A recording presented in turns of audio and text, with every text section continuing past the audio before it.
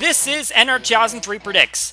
We take the entry list of the top 3 NASCAR series, send them through the N ratings algorithm, set them up by their provisional lineups, and set the forecast as they will be on race day, and we see what the computer says will be the finishing order on race day. The Truck Series took on their regular season finale from the road course of Watkins Glen. Austin Hill was first to the line, second win in a row for him. Ben Rhodes, Taylor Gray, his debut run, gets a third place. Stuart Friesen and John Hunter Nemechek rounding out the top 5. Had a few names up there that you would expect, but a lot of guys also back here. They got really sloppy, 14 drivers in total crashing out, including Corey Heim, who won the ARC race on Friday. The surprises kept coming on Saturday as Jeb Burton was first to the line in the Xfinity race. Justin Allgaier, Eric Jones, AJ Allmendinger, who was probably the favorite in this race, and Jeremy Clements made up the top 5. Austin Cindric was still there in 8th place, but obviously would expect him to contend for the victory. You had guys like Brandon Jones, Riley Herbst, Daniel Hemrick, all crashing out of the event. Well, racing at the Glen is finally back. Missed out last year as it was cut from the schedule due to the pandemic, but we are back for 2021. Brad Keselowski, Joey Logano, and Ryan Blaney make up the top 3 on the starting grid, and the green flag is out.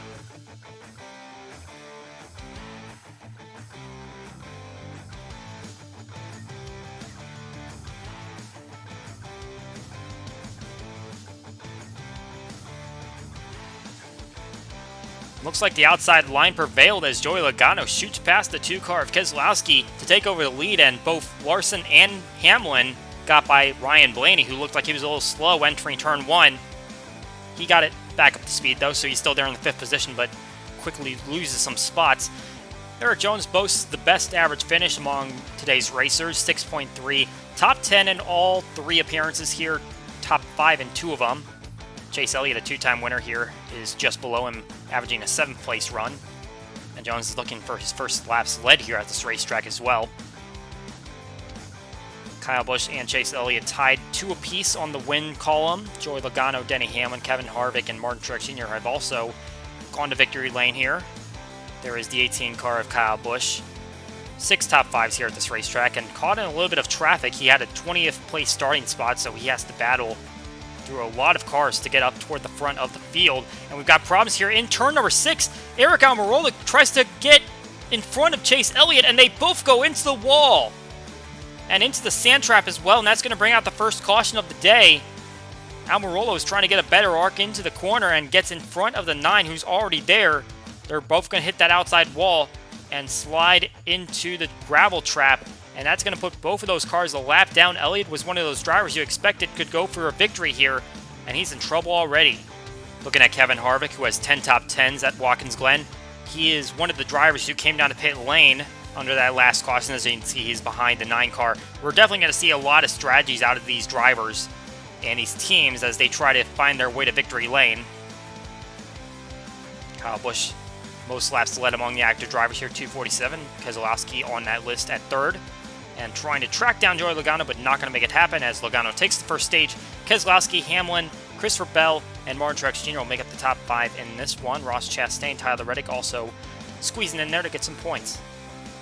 Now as we go to the restart, Kevin Harvick is up in front, followed by Kurt Busch.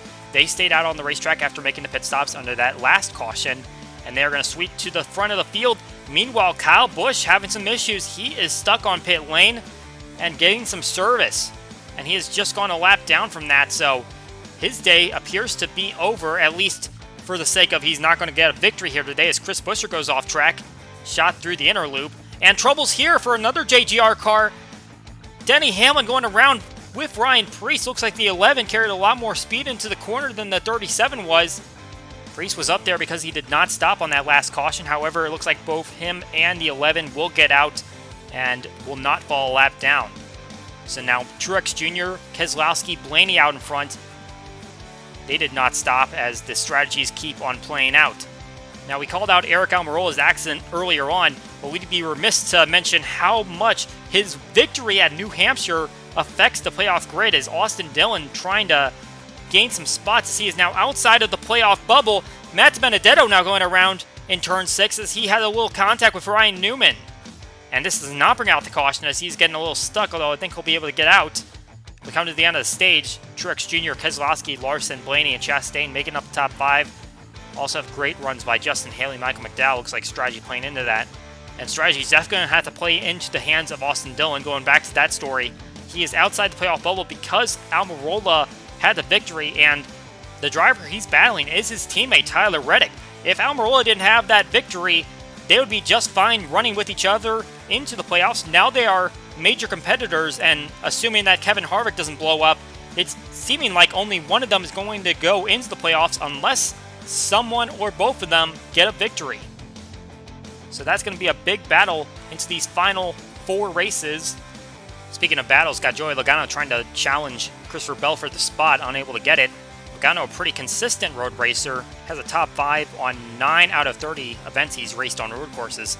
We're now seeing a couple of pit stops by Brad Keselowski, Kyle Larson, Ryan Blaney, drivers that did not stop the last time around. Looks like it's going to be the top 6 that come down. And we have a battle up here. Tyler Reddick looking to the inside of Kurt Busch for the spot. And Kurt should have the better line here because he was on that outside, but Tyler Reddick staying up there with him and coming through the S's. It looks like the A car is going to take the spot. We're expecting that everyone, hopefully beside those 6 that just came down, is going to have to make another stop, but big move by him. And good news for Brad Keselowski, 5 car of Kyle Larson trapped behind a little bit of lap traffic after they come off. Had the 51 of James Davison, 15 of R.C. Anderson, who's making his Cup debut. And Reddick's pulling out to a big lead right now. And trouble through the bus stop is Cole Custer. Goes straight into the tire wall, exiting the bus stop.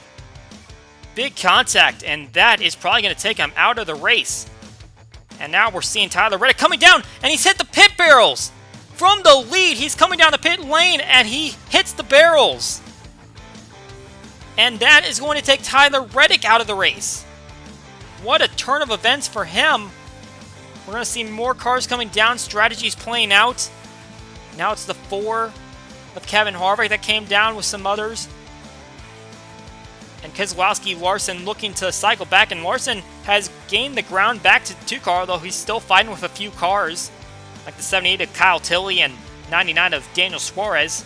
And Ryan Blaney's still in this conversation as well, but the 2 car of Keselowski is liking what he's seeing, as now we're seeing Truex Jr., Eric Jones, who's been very good at this race course, coming down for their service. And looking over this facility as everything should be cycled out. Everyone should have made their pit stops.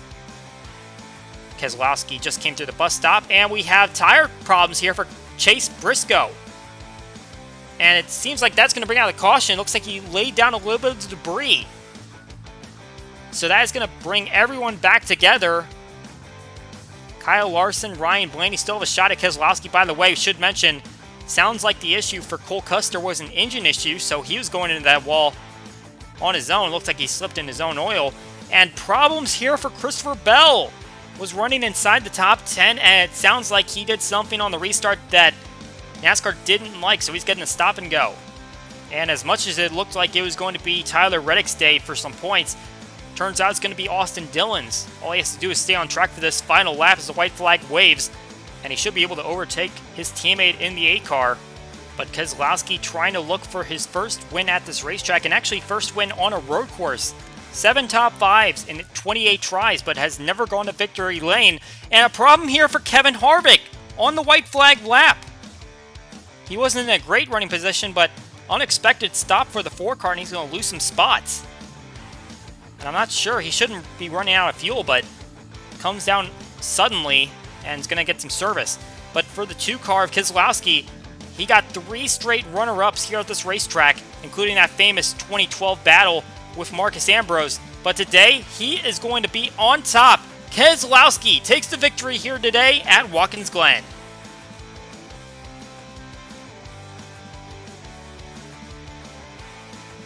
He got the start from the pole. Joey Logano pulled away from him early. He didn't get a stage win, but he got himself in place and had the right strategy to be out front when he needed to be.